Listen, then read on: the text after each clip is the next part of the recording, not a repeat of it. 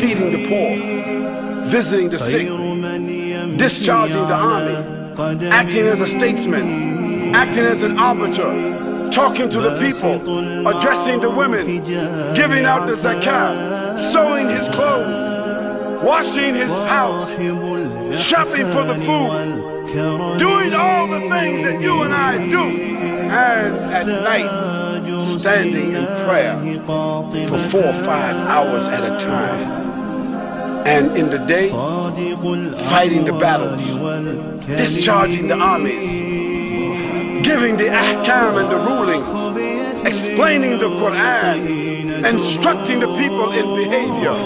How could a man do all of that and stand 4 or 5 hours at night at one time?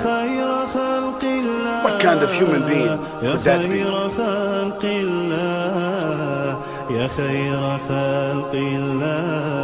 He never wore silk. He never wore gold. He never dressed arrogantly. He never dressed ostentatiously. He never walked proud, arrogant. He never appeared in front of people like he was a king or an emperor, even when he was the absolute ruler.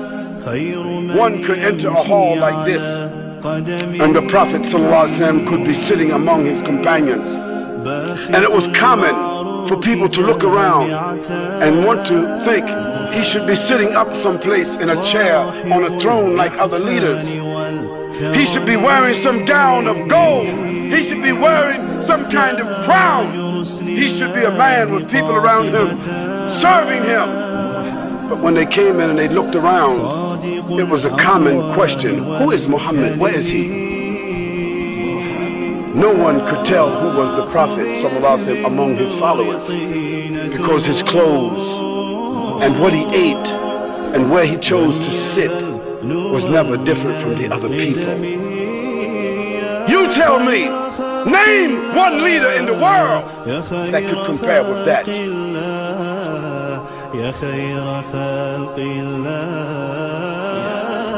And he was always generous. And when someone asked him for something, he gave everything to them, never caring about himself. And the Prophet ﷺ, he used to sleep on a mat, like that mat on the floor. Only thing it was made from palm fiber, from dried grass.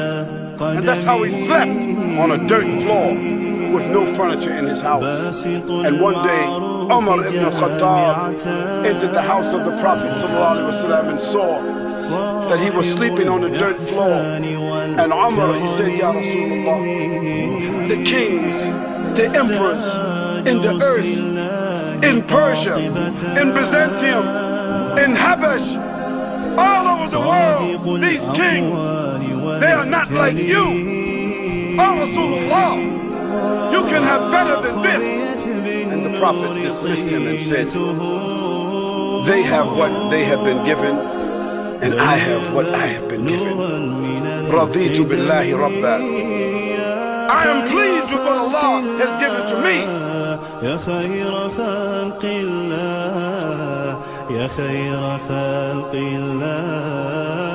And even while he knew that some of his countrymen were conspiring to murder him, at that very time the Prophet ﷺ was holding a trust in his home, a trust they had given to him, a trust of money, a trust of valuables that they had given to him, because in Mecca, where he was born, he was known as Al-Amin, the most trustworthy.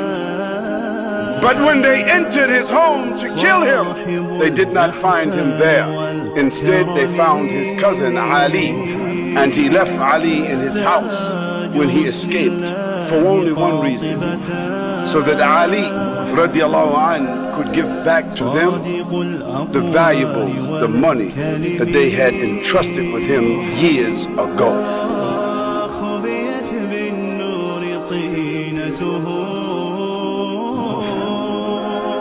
Never in his life did he ever lift his hand to hit any human being. Ever. Not a servant, not a wife, not a child, not a friend. When he had the chance for revenge, when he had a chance for reprisal, the Prophet ﷺ never took revenge, he never took reprisals. He was as shy as a virgin on her wedding night, hiding behind a curtain. He was that kind of man. He was that pious.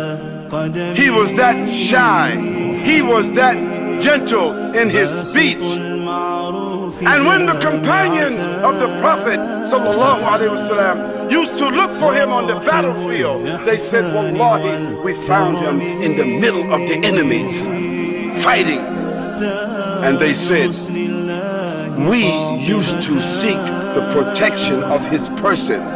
We used to hide behind the Prophet ﷺ on the battlefield.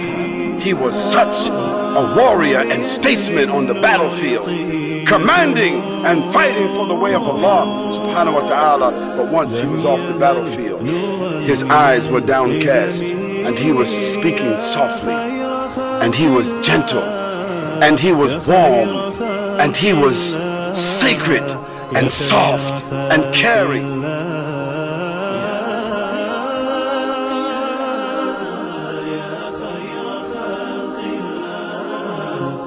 And there's no human being's life that has been documented in detail, personal and private, public, an open book for the world, like the life of the Prophet sallallahu alaihi wasallam.